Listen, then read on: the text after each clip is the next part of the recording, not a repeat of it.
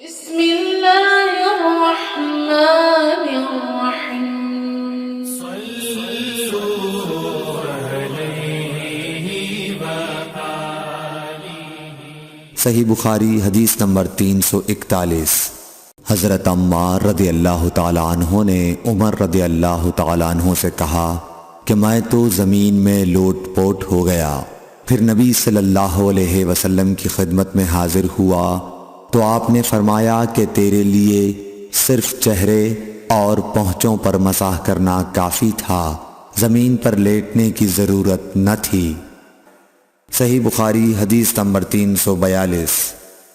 عبد الرحمن بن ابزہ نے کہا کہ میں حضرت عمر رضی اللہ تعالیٰ عنہ کی خدمت میں موجود تھا کہ عمار رضی اللہ تعالیٰ عنہ نے ان سے کہا، پھر انہوں نے پوری حدیث بیان کی۔ صحیح بخاری حدیث نمبر 343۔ عبد الرحمن بن ابزہ نے اپنے والد سے حضرت عمار رضی اللہ تعالیٰ عنہ نے بیان کیا، پس نبی کریم صلی اللہ علیہ وسلم نے اپنے ہاتھوں کو زمین پر مارا اور اس سے اپنے چہرے اور پونچھوں کا مسح کیا۔ صحیح بخاری حدیث نمبر 344۔ ابو رجا نے عمران کے حوالے سے کہا کہ ہم نبی کریم صلی اللہ علیہ وسلم کے ساتھ ایک سفر میں تھے کہ ہم رات بھر چلتے رہے، اور جب رات کا آخری حصہ آیا تو ہم نے پڑاؤ ڈالا، اور مسافر کے لیے اس وقت کے پڑاؤ سے زیادہ مرغوب اور کوئی چیز نہیں ہوتی۔ پھر ہم اس طرح غافل ہو کر سو گئے کہ ہمیں سورج کی گرمی کے سوا کوئی چیز بیدار نہ کر سکی۔ سب سے پہلے بیدار ہونے والا شخص فلاں تھا، پھر فلاں، پھر فلاں۔ ابو رجا نے سب کے نام لیے، لیکن اوف کو یہ نام یاد نہیں رہے۔ پھر چوتھے نمبر پر جاگنے والے حضرت عمر بن خطاب رضی اللہ تعالیٰ عنہ تھے، اور جب نبی کریم صلی اللہ علیہ وسلم آرام فرماتے تو ہم آپ کو جگاتے نہیں تھے، یہاں تک کہ آپ خود بخود بیدار ہوں، کیونکہ ہمیں کچھ معلوم نہیں ہوتا کہ آپ پر خواب میں کیا تازہ وحی آتی ہے۔ جب حضرت عمر جاگ گئے اور یہ آمدہ آفت دیکھی، اور وہ ایک نڈر دل والے آدمی تھے، پس زور زور سے تکبیر کہنے لگے۔ اسی طرح بآواز بلند آپ اس وقت تک تکبیر کہتے رہے جب تک کہ نبی کریم صلی اللہ علیہ وسلم ان کی آواز سے بیدار نہ ہو گئے۔ تو لوگوں نے پیش آمدہ آفت مصیبت کے متعلق آپ صلی اللہ علیہ وسلم سے شکایت کی۔ اس پر آپ نے فرمایا کہ کوئی حرج نہیں، سفر شروع کرو۔ پھر آپ تھوڑی دور چلے، اس کے بعد آپ ٹھہر گئے اور وضو کا پانی طلب فرمایا، اور وضو کیا اور اذان کہی گئی۔ پھر آپ نے لوگوں کے ساتھ نماز پڑھی۔ جب آپ نماز پڑھانے سے فارغ ہوئے تو ایک شخص پر آپ کی نظر پڑی جو الگ کنارے پر کھڑا ہوا تھا، اور اس نے لوگوں کے ساتھ نماز نہیں پڑھی تھی۔ آپ نے اس سے فرمایا کہ اے فلاں، تمہیں لوگوں کے ساتھ نماز میں شریک ہونے سے کون سی چیز نے روکا؟ اس نے جواب دیا کہ مجھے غسل کی حاجت ہو گئی اور پانی موجود نہیں ہے۔ آپ نے فرمایا کہ پاک مٹی سے کام نکال لو، یہی تجھ کو کافی ہے۔ پھر نبی کریم صلی اللہ علیہ وسلم نے سفر شروع کیا تو لوگوں نے پیاس کی شکایت کی۔ آپ پھر ٹھہر گئے اور فلاں یعنی عمران بن حسین رضی اللہ تعالی عنہ کو بلایا۔ ابو رجا نے ان کا نام لیا تھا، لیکن اوف کو یاد نہیں رہا، اور حضرت علی کو بھی طلب فرمایا۔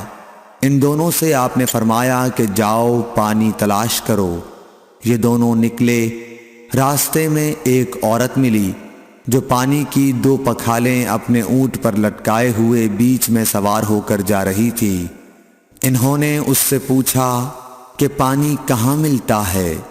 تو اس نے جواب دیا کہ کل اسی وقت میں پانی پر موجود تھی، یعنی پانی اتنی دور ہے کہ کل میں اسی وقت وہاں سے پانی لے کر چلی تھی، آج یہاں پہنچی ہوں، اور ہمارے قبیلے کے مرد لوگ پیچھے رہ گئے ہیں۔ انہوں نے اس سے کہا اچھا ہمارے ساتھ چلو۔ اس نے پوچھا کہاں چلوں؟ انہوں نے کہا رسول اللہ صلی اللہ علیہ وسلم کی خدمت میں۔ اس نے کہا اچھا وہی جن کو لوگ صابی کہتے ہیں؟ انہوں نے کہا یہ وہی ہیں جسے تم کہہ رہی ہو۔ اچھا اب چلو۔ آخر یہ دونوں حضرات اس عورت کو حضرت صلی اللہ علیہ وسلم کی خدمت مبارک میں لائے اور سارا واقعہ بیان کیا۔ عمران نے کہا کہ لوگوں نے اسے اونٹ سے اتار لیا، پھر نبی کریم صلی اللہ علیہ وسلم نے ایک برتن طلب فرمایا اور دونوں پکھالوں یا مشکیزوں کے منہ اس برتن میں کھول دیے، پھر ان کا اوپر کا منہ بند کر دیا، اس کے بعد نیچے کا منہ کھول دیا اور تمام لشکریوں میں منادی کر دی گئی کہ خود بھی سیر ہو کر پانی پئیں اور اپنے تمام جانوروں وغیرہ کو بھی پلا لیں۔ پس جس نے چاہا پانی پیا اور پلایا اور سب سیر ہو گئے۔ آخر میں اس شخص کو بھی ایک برتن میں پانی دیا جسے غسل کی ضرورت تھی۔ آپ نے فرمایا لے جا اور غسل کر لے۔ وہ عورت کھڑی دیکھ رہی تھی کہ اس کے پانی سے کیا کیا کام لیے جا رہے ہیں، اور خدا کی قسم جب پانی لیا جانا ان سے بند ہوا تو ہم دیکھ رہے تھے کہ اب مشکیزوں میں پانی پہلے سے بھی زیادہ موجود تھا۔ پھر نبی کریم صلی اللہ علیہ وسلم نے فرمایا کہ کچھ اس کے لیے کھانے کی چیز جمع کرو۔ لوگوں نے اس کے لیے عمدہ قسم کی کھجور، اجوا، آٹا اور ستو اکٹھا کیا، یہاں تک کہ بہت سارا کھانا اس کے لیے جمع ہو گیا تو اسے لوگوں نے ایک کپڑے میں رکھا اور عورت کو اونٹ پر سوار کر کے اس کے سامنے وہ کپڑا رکھ دیا۔ رسول اللہ صلی اللہ علیہ وسلم نے اس سے فرمایا کہ تمہیں معلوم ہے کہ ہم نے تمہارے پانی میں کوئی کمی نہیں کی ہے، لیکن اللہ تعالیٰ نے ہمیں سیراب کر دیا۔ پھر وہ اپنے گھر آئی، دیر کافی ہو چکی تھی، اس لیے گھر والوں نے پوچھا کہ اے فلانی کیوں اتنی دیر ہوئی؟ اس نے کہا ایک عجیب بات ہوئی، وہ یہ کہ مجھے 2 آدمی ملے اور وہ مجھے اس شخص کے پاس لے گئے جسے لوگ صابی کہتے ہیں۔ وہاں اس طرح کا واقعہ پیش آیا۔ خدا کی قسم وہ تو اس کے اور اس کے درمیان سب سے بڑا جادوگر ہے۔ اور اس نے بیچ کی انگلی اور شہادت کی انگلی آسمان کی طرف اٹھا کر اشارہ کیا۔ اس کی مراد آسمان اور زمین سے تھی، یا پھر وہ واقعی اللہ کا رسول ہے۔ اس کے بعد مسلمان اس قبیلے کے دور و نزدیک کے مشرکین پر حملے کیا کرتے تھے، لیکن اس گھرانے کو جس سے اس عورت کا تعلق تھا کوئی نقصان نہیں پہنچاتے تھے۔ یہ اچھا برتاؤ دیکھ کر ایک دن اس عورت نے اپنی قوم سے کہا کہ میرا خیال ہے کہ یہ لوگ تمہیں جان بوجھ کر چھوڑ دیتے ہیں، تو کیا تمہیں اسلام کی طرف کچھ رغبت ہے؟ قوم نے عورت کی بات مان لی اور اسلام لے آئی۔ حضرت ابو عبداللہ امام بخاری رحمۃ اللہ علیہ نے فرمایا کہ صبا کے معنی ہیں اپنا دین چھوڑ کر دوسرے کے دین میں چلا گیا، اور ابو العالیہ نے کہا ہے کہ صائبین اہل کتاب کا ایک فرقہ ہے جو زبور پڑھتے ہیں، اور سورہ یوسف میں جو عصب کا لفظ ہے وہاں بھی اس کے معنی عمل کے ہیں۔ صحیح بخاری حدیث نمبر 345۔ ابو موسیٰ نے عبداللہ بن مسعود سے کہا کہ اگر غسل کی حاجت ہو اور پانی نہ ملے تو کیا نماز نہ پڑھی جائے؟ عبداللہ نے فرمایا ہاں، اگر مجھے 1 مہینے تک بھی پانی نہ ملے گا تو میں نماز نہ پڑھوں گا۔ اگر اس میں لوگوں کو اجازت دے دی جائے تو سردی معلوم کر کے بھی لوگ تیمم سے نماز پڑھ لیں گے۔ ابو موسیٰ کہتے ہیں کہ میں نے کہا کہ پھر حضرت عمر رضی اللہ تعالیٰ عنہ کے سامنے حضرت عمار رضی اللہ تعالیٰ عنہ کے قول کا کیا جواب ہوگا؟ بولے کہ مجھے تو نہیں معلوم ہے کہ عمر رضی اللہ تعالیٰ عنہ عمار رضی اللہ تعالیٰ عنہ کی بات سے مطمئن ہو گئے تھے۔ صحیح بخاری حدیث نمبر 346۔ ابو موسیٰ نے پوچھا کہ ابو عبد الرحمن آپ کا کیا خیال ہے کہ اگر کسی کو غسل کی حاجت ہو اور پانی نہ ملے تو وہ کیا کرے؟ عبداللہ نے فرمایا کہ اسے نماز نہ پڑھنی چاہیے جب تک اسے پانی نہ مل جائے۔ ابو موسیٰ نے کہا کہ پھر عمار کی اس روایت کا کیا ہوگا جبکہ نبی کریم صلی اللہ علیہ وسلم نے ان سے کہا تھا کہ تمہیں صرف ہاتھ اور منہ کا تیمم کافی تھا۔ ابن مسعود نے فرمایا کہ تم عمر کو نہیں دیکھتے کہ وہ عمار کی اس بات پر مطمئن نہیں ہوئے تھے۔ پھر ابو موسیٰ نے کہا کہ اچھا عمار کی بات کو چھوڑو، لیکن اس آیت کا کیا جواب دو گے جس میں جنابت میں تیمم کرنے کی واضح اجازت موجود ہے؟ عبداللہ بن مسعود اس کا کوئی جواب نہ دے سکے، صرف یہ کہا کہ اگر ہم اس کی بھی لوگوں کو اجازت دے دیں تو ان کا حال یہ ہو جائے گا کہ اگر کسی کو پانی ٹھنڈا معلوم ہوا تو اسے چھوڑ دیا کرے گا اور تیمم کر لیا کرے گا۔ اعمش کہتے ہیں کہ میں نے شفیق سے کہا کہ گویا عبداللہ نے اس وجہ سے یہ صورت ناپسند کی تھی، تو انہوں نے جواب دیا کہ ہاں۔ صحیح بخاری حدیث نمبر 347۔ حضرت ابو موسیٰ رضی اللہ تعالی عنہ نے حضرت عبداللہ بن مسعود سے کہا کہ اگر ایک شخص کو غسل کی حاجت ہو اور مہینہ بھر پانی نہ پائے تو کیا وہ تیمم کر کے نماز نہ پڑھے؟ شفیق کہتے ہیں کہ حضرت عبداللہ بن مسعود نے جواب دیا کہ وہ تیمم نہ کرے اگرچہ وہ 1 مہینے تک پانی نہ پائے اور نماز موقوف رکھے۔ ابو موسیٰ نے اس پر کہا کہ پھر سورہ مائدہ کی اس آیت کا کیا مطلب ہوگا؟ اگر تم پانی نہ پاؤ تو پاک مٹی پر تیمم کر لو۔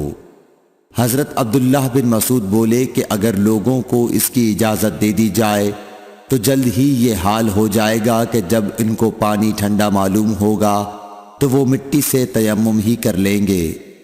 اعمش نے کہا میں نے شفیق سے کہا تو تم نے جنبی کے لیے تیمم اس لیے برا جانا؟ انہوں نے کہا ہاں۔ پھر حضرت ابو موسیٰ اشعری رضی اللہ تعالیٰ عنہ نے فرمایا کہ کیا آپ کو حضرت عمار کا حضرت عمر بن خطاب رضی اللہ تعالیٰ عنہ کے سامنے یہ قول معلوم نہیں کہ مجھے رسول اللہ صلی اللہ علیہ وسلم نے کسی کام کے لیے بھیجا تھا، سفر میں مجھے غسل کی ضرورت ہو گئی لیکن پانی نہیں ملا، اس لیے میں مٹی میں جانور کی طرح لوٹ پوٹ لیا۔ پھر میں نے رسول اللہ صلی اللہ علیہ وسلم سے اس کا ذکر کیا تو آپ نے فرمایا کہ تمہارے لیے صرف اتنا کرنا کافی تھا، اور آپ نے اپنے ہاتھوں کو زمین پر 1 مرتبہ مارا، پھر ان کو جھاڑ کر بائیں ہاتھ سے داہنے کی پشت کو مل لیا، یا بائیں ہاتھ کا داہنے ہاتھ سے مسح کیا، پھر دونوں ہاتھوں سے چہرے کا مسح کیا۔ عبداللہ نے اس کا جواب دیا کہ آپ عمر کو نہیں دیکھتے کہ انہوں نے عمار کی بات پر قناعت نہیں کی تھی؟ اور یعلی بن عبید نے اعمش کے واسطے سے شفیق سے روایت میں یہ زیادتی کی ہے کہ انہوں نے کہا کہ میں عبداللہ اور ابو موسیٰ کی خدمت میں تھا، اور ابو موسیٰ نے فرمایا تھا کہ آپ نے عمر سے عمار کا یہ قول نہیں سنا کہ رسول اللہ صلی اللہ علیہ وسلم نے مجھے اور آپ کو بھیجا، پس مجھے غسل کی حاجت ہو گئی اور میں مٹی میں لوٹ پوٹ لیا، پھر میں رات رسول اللہ صلی اللہ علیہ وسلم کی خدمت میں حاضر ہوا اور آپ سے صورتحال کے متعلق ذکر کیا تو آپ نے فرمایا کہ تمہیں صرف اتنا ہی کافی تھا، اور آپ نے چہرے اور ہتھیلیوں کا 1 ہی مرتبہ مسح کیا۔ صحیح بخاری حدیث نمبر 348۔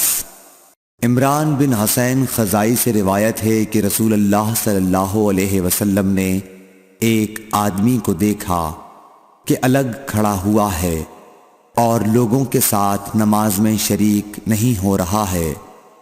آپ نے فرمایا کہ اے فلاں، تمہیں لوگوں کے ساتھ نماز پڑھنے سے کس چیز نے روک دیا؟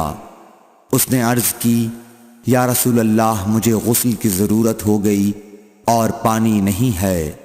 آپ نے فرمایا پھر تم کو پاک مٹی سے تیمم کرنا ضروری تھا، بس وہ تمہارے لیے کافی ہوتا۔ صحیح بخاری حدیث نمبر 349۔ ابو ذر غفاری رضی اللہ تعالی عنہ یہ حدیث بیان کرتے تھے کہ آن حضرت صلی اللہ علیہ وسلم نے فرمایا کہ میرے گھر کی چھت کھول دی گئی۔ اس وقت میں مکے میں تھا۔ پھر جبرائیل علیہ السلام اترے اور انہوں نے میرا سینہ چاک کیا، پھر اسے زمزم کے پانی سے دھویا، پھر ایک سونے کا تشت لائے جو حکمت اور ایمان سے بھرا ہوا تھا، اس کو میرے سینے میں رکھ دیا، پھر سینے کو جوڑ دیا، پھر میرا ہاتھ پکڑا اور مجھے آسمان کی طرف لے کر چلے۔ جب میں پہلے آسمان پر پہنچا تو جبرائیل علیہ السلام نے آسمان کے داروغہ سے کہا کھولو۔ اس نے پوچھا آپ کون ہیں؟ جواب دیا کہ جبرائیل۔ پھر انہوں نے پوچھا کیا آپ کے ساتھ کوئی اور بھی ہے؟ جواب دیا ہاں، میرے ساتھ محمد صلی اللہ علیہ وسلم ہیں۔ انہوں نے پوچھا کہ کیا ان کے بلانے کے لیے آپ کو بھیجا گیا تھا؟ کہا جی ہاں۔ پھر جب انہوں نے دروازہ کھولا تو ہم پہلے آسمان پر چڑھ گئے۔ وہاں ہم نے ایک شخص کو بیٹھے ہوئے دیکھا۔ ان کے داہنی طرف کچھ لوگوں کے جھنڈ تھے اور کچھ جھنڈ بائیں طرف تھے۔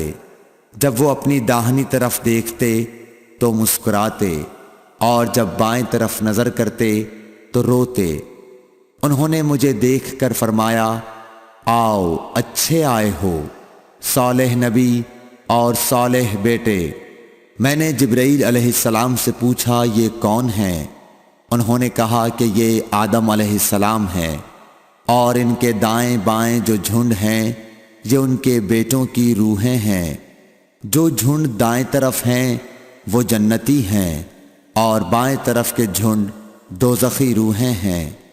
اس لیے جب وہ اپنے دائیں طرف دیکھتے ہیں تو خوشی سے مسکراتے ہیں، اور جب بائیں طرف دیکھتے ہیں تو رنج سے روتے ہیں۔ پھر جبرائیل مجھے لے کر دوسرے آسمان تک پہنچے اور اس کے داروغہ سے کہا کہ کھولو۔ اس آسمان کے داروغہ نے بھی پہلے داروغہ کی طرح پوچھا، پھر کھول دیا۔ حضرت انس رضی اللہ تعالی عنہ نے کہا کہ ابو ذر نے ذکر کیا کہ آپ صلی اللہ علیہ وسلم یعنی نبی صلی اللہ علیہ وسلم نے آسمان پر آدم، ادریس، موسیٰ، عیسیٰ اور ابراہیم علیہ السلام کو موجود پایا، اور ابو ذر نے ہر ایک کا ٹھکانہ نہیں بیان کیا، البتہ اتنا بیان کیا کہ حضور صلی اللہ علیہ وسلم نے حضرت آدم کو پہلے آسمان پر پایا اور حضرت ابراہیم کو چھٹے آسمان پر۔ انس نے بیان کیا کہ جب جبرائیل علیہ السلام نبی کریم صلی اللہ علیہ وسلم کے ساتھ ادریس علیہ السلام پر گزرے تو انہوں نے فرمایا کہ آؤ اچھے آئے ہو، صالح نبی اور صالح بھائی۔ میں نے پوچھا یہ کون ہیں؟ جواب دیا کہ یہ ادریس علیہ السلام۔ پھر موسیٰ علیہ السلام تک پہنچا۔ انہوں نے فرمایا آؤ اچھے آئے ہو، صالح نبی اور صالح بھائی۔ میں نے پوچھا یہ کون ہیں؟ جبرائیل نے بتایا کہ یہ موسیٰ ہیں۔ پھر میں عیسیٰ علیہ السلام تک پہنچا۔ انہوں نے کہا آؤ اچھے آئے ہو، صالح نبی اور صالح بھائی۔ میں نے پوچھا یہ کون ہیں؟ جبرائیل علیہ السلام نے بتایا کہ یہ عیسیٰ ہیں۔ پھر میں ابراہیم علیہ السلام تک پہنچا۔ انہوں نے فرمایا آؤ اچھے آئے ہو، صالح نبی اور صالح بیٹے۔ میں نے پوچھا یہ کون ہیں؟ جبرائیل علیہ السلام نے بتایا کہ یہ حضرت ابراہیم علیہ السلام ہیں۔ ابن شہاب نے کہا کہ مجھے ابو بکر بن حزم نے خبر دی کہ عبداللہ بن عباس اور ابو حبا الانصاری رضی اللہ عنہم کہا کرتے تھے کہ نبی کریم صلی اللہ علیہ وسلم نے فرمایا، پھر مجھے جبرائیل لے کر چڑھے۔ اب میں اس بلند مقام تک پہنچ گیا جہاں میں نے قلم کی آواز سنی جو لکھنے والے فرشتوں کے قلموں کی آواز تھی۔ ابن حزم نے اپنے شیخ سے اور انس بن مالک نے ابو ذر سے نقل کیا کہ نبی کریم صلی اللہ علیہ وسلم نے فرمایا، پس اللہ تعالیٰ نے میری امت پر 50 وقت کی نمازیں فرض کیں۔ میں یہ حکم لے کر واپس لوٹا۔ جب موسیٰ علیہ السلام تک پہنچا تو انہوں نے پوچھا کہ آپ کی امت پر اللہ نے کیا فرض کیا ہے؟ میں نے کہا کہ 50 وقت کی نمازیں فرض کی ہیں۔ انہوں نے فرمایا، آپ واپس اپنے رب کی بارگاہ میں جائیے، کیونکہ آپ کی امت اتنی نمازوں کو ادا کرنے کی طاقت نہیں رکھتی ہے۔ میں واپس بارگاہ رب العزت میں گیا تو اللہ نے اس میں سے ایک حصہ کم کر دیا۔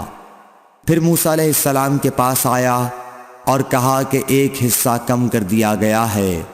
انہوں نے کہا کہ دوبارہ جائیے، کیونکہ آپ کی امت میں اس کی برداشت کی بھی طاقت نہیں ہے۔ پھر میں بارگاہ رب العزت میں حاضر ہوا، پھر ایک حصہ کم ہوا۔